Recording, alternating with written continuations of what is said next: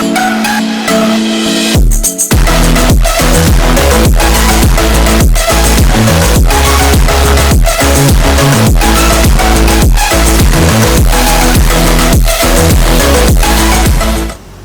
pagi anak-anak.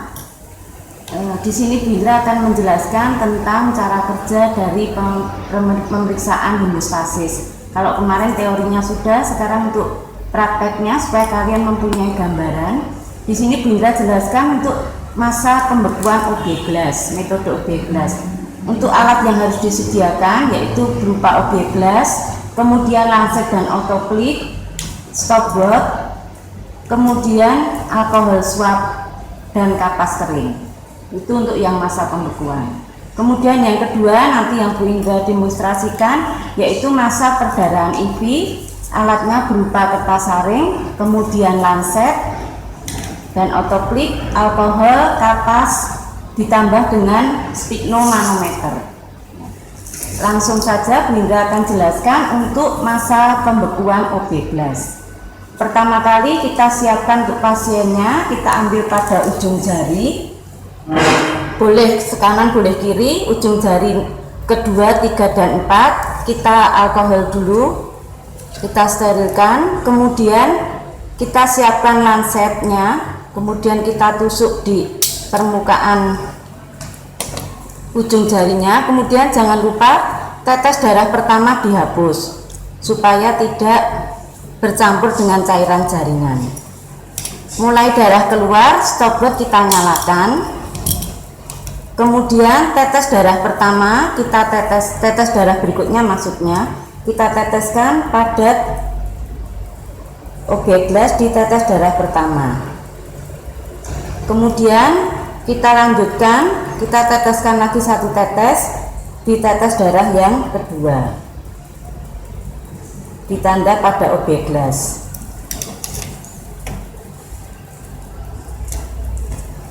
Kemudian tunggu 30 detik yang pertama, kita lihat stopwatchnya sambil berjalan supaya untuk menempatkan hasil pas 30 detik pertama kita lihat pada tetes darah yang pertama di OB glass apakah sudah terjadi bekuan darah atau belum, dengan cara kalian ambil dengan lancet, ujung lancet dilewatkan di tetes darah sambil ditarik ke atas. Nah, kalau sudah ada benang fibrinya, sudah ada yang tertarik seperti ini, berarti sudah terbentuk benang fibrin. Terus 30 detik berikutnya kita pindah ke tetes darah kedua. Kita tunggu.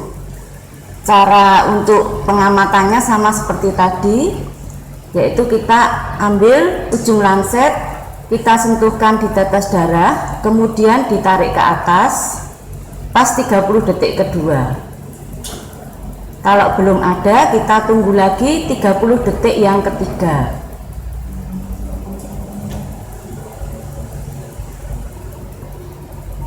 Jadi tiap 30 detik untuk pengamatan masa pembekuannya.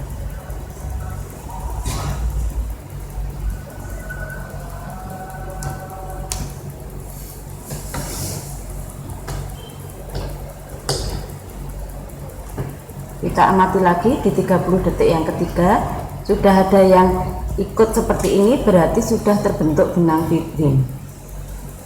Kita hentikan, stopwatch kita matikan, kemudian kita baca hasilnya, dibulatkan dalam 30 detik. Di sini stopwatch menunjukkan 2 menit lebih 10 detik, berarti untuk hasil pembacaan masa pembekuannya 2 menit. Karena di bawah 15 detik dibulatkan ke bawah, lebih dari 45 detik dibulatkan ke atas. Ini untuk hasilnya dari probandus, masa pembekuan OB glassnya hasilnya 2 menit. Untuk harga normalnya masa pembekuan OB glass 2 menit sampai 6 menit, jadi hasilnya dinyatakan normal. Semoga dengan penjelasan ini kalian lebih mudah untuk memahami dan punya gambarannya. Di besok kalau kita tatap muka tinggal menerapkan atau mempraktekannya. Terima kasih, salam sehat selalu.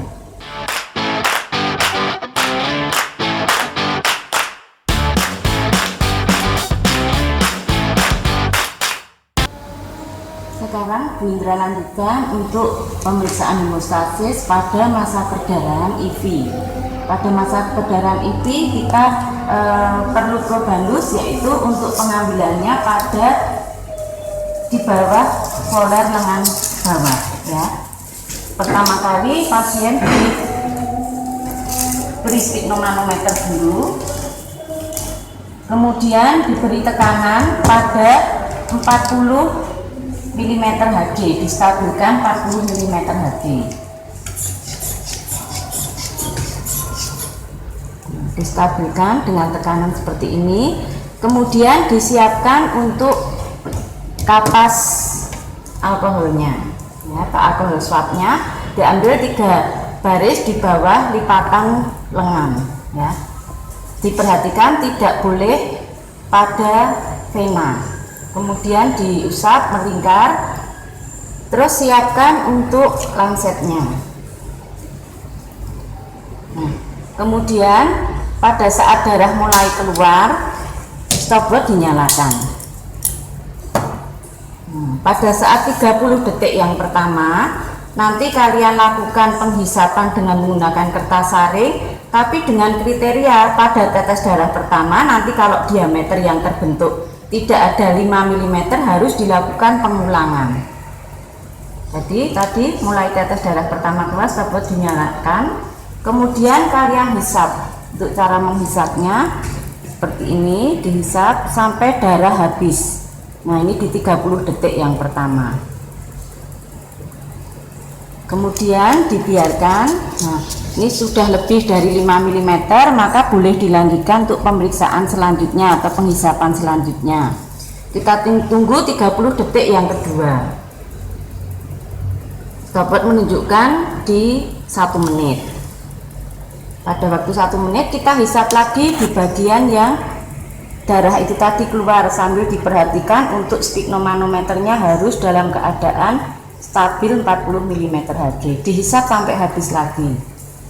Kemudian dilanjutkan untuk penghisapan atau 30 detik yang ketiga maksud saya. Pada 1 menit 30 detik di stopwatchnya kita hisap lagi sampai habis.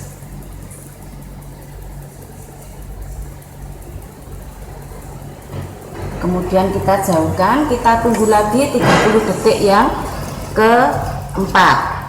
Tadi sudah timbul bercak 3, kemudian kita tunggu lagi, kita hentikan nanti kalau sudah darah tidak dapat dihisap lagi dengan kertas saring. Nah, 30 detik yang keempat kita hisap lagi.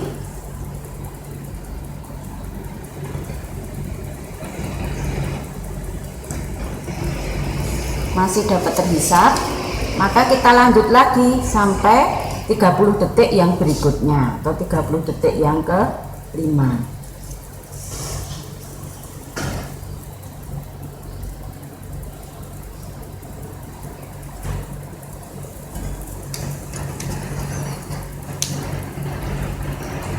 Menghisapnya tidak boleh bertumbuhan tapi di sebelahnya.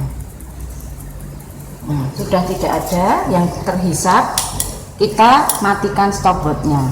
Nah, di sini untuk bercak ada 4. Untuk pembacaannya berarti satu bercak itu 30 detik. Berarti kalau 4 berarti pembacaan masa perdarahan IV-nya 2 menit atau 30 detik kali 4. Tetapi di dalam stopwatch pasti lebih 30 detik. Karena detikan yang terakhir kita untuk melihat apakah masih terbentuk bercak atau tidak. Kalau tidak dihentikan 30 detik sebelumnya itu yang dibaca sebagai hasil masa perdarahannya. Jelas ya anak-anak?